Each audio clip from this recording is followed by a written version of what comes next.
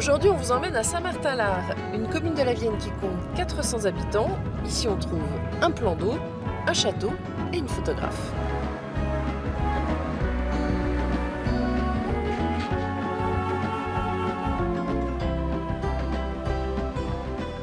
Bonjour, c'était trop tard. Je mets ça parce que... Enchantée. Alors, donc, on nous a dit que vous faisiez de la tapisserie.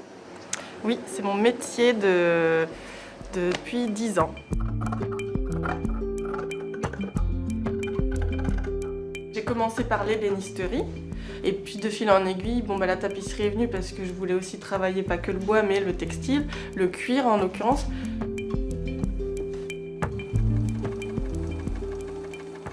L'idée, c'est de pouvoir redonner vie à nos objets qu'on a tendance à laisser à l'abandon parce qu'ils ont une petite coupure ou parce que, pour un fauteuil comme celui-là, là, c'est vraiment, on a envie de lui redonner une seconde vie parce que, pour le coup, on va pas pouvoir y faire grand-chose.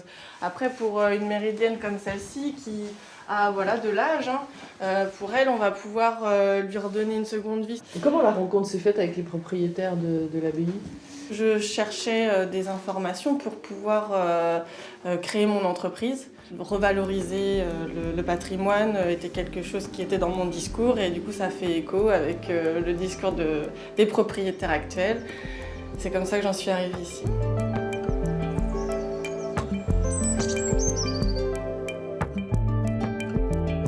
Montrez-nous un peu, qu'est-ce que vous faites dans cet atelier ? Alors, il y a tout un tas de petites activités, mais surtout manuelles.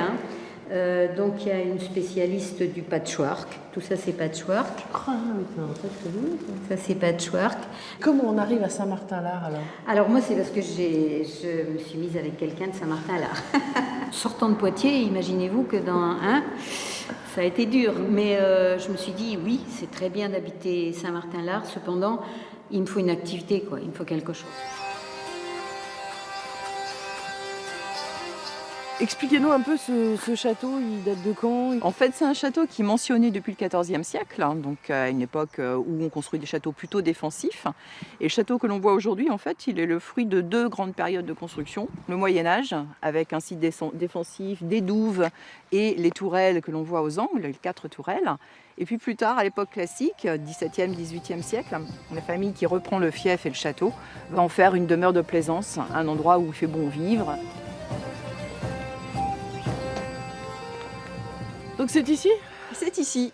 Effectivement, ce petit bâtiment qui ne paye pas de mine comme ça, c'est le seul édifice qui témoigne encore de la ligne de démarcation qui séparait effectivement le département de la Vienne en deux, avec la zone occupée et la zone dite libre, ou zone non occupée. C'est-à-dire que là, vous êtes où, vous ? Alors là, on est en zone libre, entre guillemets, zone non occupée.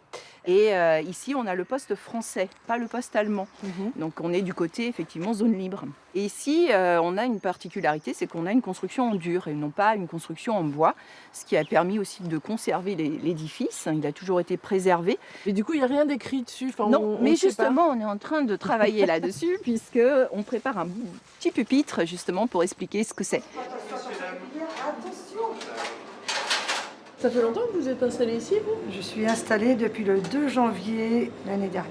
Voilà, Ah oui, c'est 2018. tout nouveau en fait. Voilà. D'accord. Et l'été, alors Voilà. comment ça se passe ? Ça se passe très bien. Les gens, ils adorent le coin.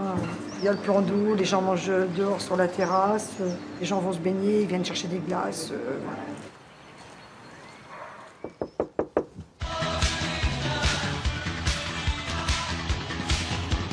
Moi, je suis photographe sur les journées de roulage qui sont organisées par des organisateurs ou privés ou des associations. Qu'est-ce qui vous plaît dans ce type de photo particulièrement ? L'adrénaline portée par le sport méca, ça reste quand même une discipline qui peut être aussi dangereuse, même si, si c'est sécurisé et autres.